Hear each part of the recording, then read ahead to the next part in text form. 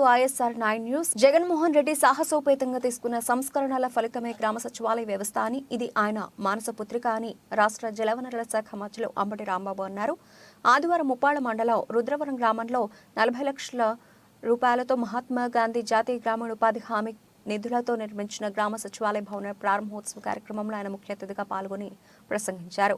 ఈ సందర్భంగా మంత్రి అంబటి మాట్లాడుతూ మండల స్థాయిలో ఉండే ప్రభుత్వ శాఖల సిబ్బంది అంతా గ్రామ స్థాయిలో ఉండి ప్రభుత్వ పరిపాలన క్షేత్రస్థాయికి తీసుకొచ్చి సేవలను ప్రజల గడప వద్దకే అందించే నూతన ఆలోచన సచివాలయాలు, గ్రామ వాలంటీర్ల వ్యవస్థ అన్నారు. గతంలో తెలుగుదేశం పార్టీ ప్రజల వద్దకు పాలననే డ్రామాలాడినట్లుగా కాకుండా మహాత్మా గాంధీ కలలుగన్న గ్రామ స్వరాజ్యానికి ఈ సరికొత్త వ్యవస్థలే సాక్షాత్కారమన్నారు. ముందుగా గ్రామంలోని వైఎస్ఆర్ రాజశేఖర రెడ్డి మహాత్ముని విగ్రహాలకు పూలమాలలు వేసి నివాళులర్పించారు. సచివాలయ భవనాన్ని ప్రారంభించి శిలాఫలకం ఆవిష్కరించారు. కార్యక్రమంలో గుంటూరు మిర్చియాడు చైర్మన్ నిమ్మకాయల రాజనారాయణ తదితరులు ప్రసంగించారు. మండల నియోజకవర్గ నాయకులు, ప్రజాప్రతినిధులు, గ్రామ పెద్దలు తదితరులు ఉన్నారు.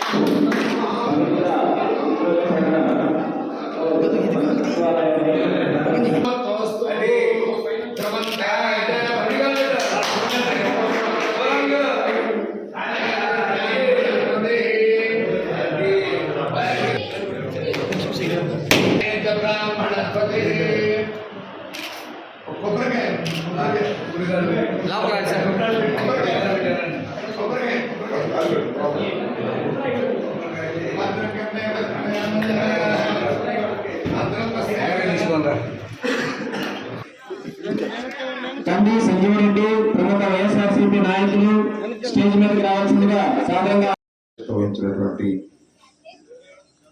మండల బాధ్యులు రామలింగారెడ్డి గారు, ఈ గ్రామ సర్పంచ్ కృష్ణారెడ్డి గారు, అదేవిధంగా ఎంపీటీసీ సభ్యులు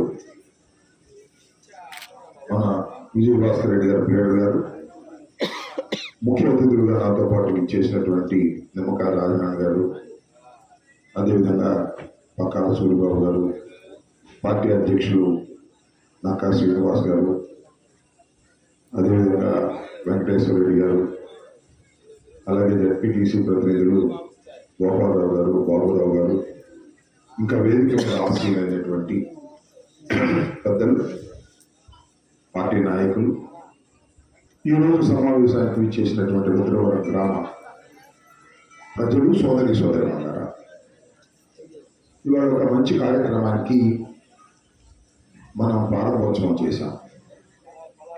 చాలామంది పెద్దలు చాలా వివరంగా చెప్పారు. సెక్రటేరియట్ దాని యొక్క ప్రాముఖ్యతని నేను ప్రత్యేకంగా చెప్పవలసినటువంటి అవసరం లేదు. చాలా ఉపయోగకరమైనటువంటి కార్యక్రమాలు ఇక్కడ నుంచి జరగబోతూ ఉన్నాయి. ముఖ్యంగా ఏది కావాలన్నా మండల హెడ్ క్వార్టర్కి వెళ్లాల్సిన అవసరం లేదు. మీ గ్రామంలో సమస్యల్ని మీ గ్రామంలోనే పరిష్కరించుకునే విధంగా ఒక క్యాష్ సర్టిఫికేట్ కావాలి.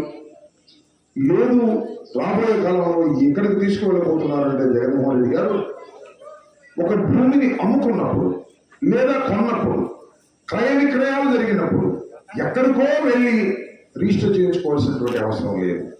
మీ గ్రామంలోనే, ఈ సచివాలయంలోనే రిజిస్ట్రేషన్ చేసుకునేటటువంటి అవకాశాన్ని కల్పించే విధంగా, ప్రజల వద్దకు నిజంగా పాలన తీసుకొచ్చే విధంగా. ఇంతకుముందు కూడా చంద్రబాబు నాయుడు గారు ముఖ్యమంత్రిగా ఉన్నప్పుడు ప్రజల వద్దకు పాలన అని చెప్పి ఊరినే డ్రామాలు ఆడేవారు. కానీ ఇలా కాదు. నిజంగా ప్రజల వద్దకు పాలన తీసుకొచ్చేటటువంటి కార్యక్రమాన్ని జగన్మోహన్ రెడ్డి గారు ముఖ్యమంత్రి అయిన తర్వాత ప్రారంభించాలని మనం చేస్తున్నాం. ఈ సెక్రటేరియట్ కాన్సెప్ట్ జగన్మోహన్ రెడ్డి గారి బ్రెయిన్ చైల్డ్. మేమే దీన్ని శంకుస్థాపన చేశాం. ఇవాళ మేమే ప్రారంభోత్సవం చేస్తున్నాం.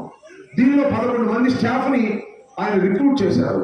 ఈ 11 మంది స్టాఫ్ మీకు సేవలు అందించేందుకు సిద్ధంగా ఉంటారు. ఇది ఒక నూతనమైన కాన్సెప్ట్ అని మనం చేస్తున్నాం. అంతేకాదు, జగన్మోహన్ రెడ్డి గారు ముఖ్యమంత్రి అయిన తర్వాత ఎన్ని విప్లవాత్మకమైన మార్పులు జరిగాయి ఒకసారి మనం మననం చేసుకోవాలా.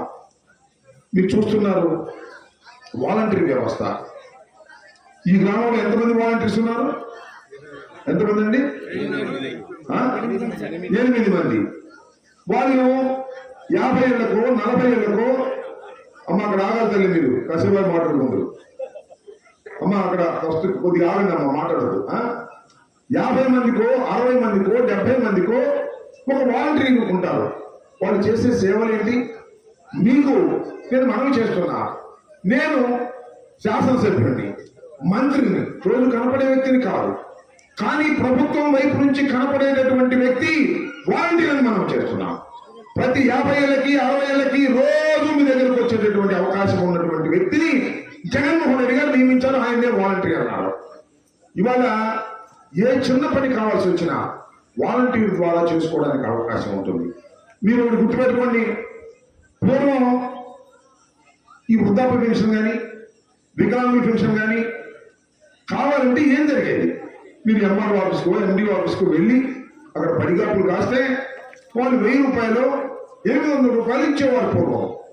కానీ ఇవాళ 3000 రూపాయలు జగన్మోహన్ రెడ్డి గారు చేశారు. ఈ 3000 రూపాయలు ఎక్కడికి వెళ్ళి మీరు తీసుకుంటున్నారు? ఎక్కడికి వెళ్ళవలసిన అవసరం లేదు.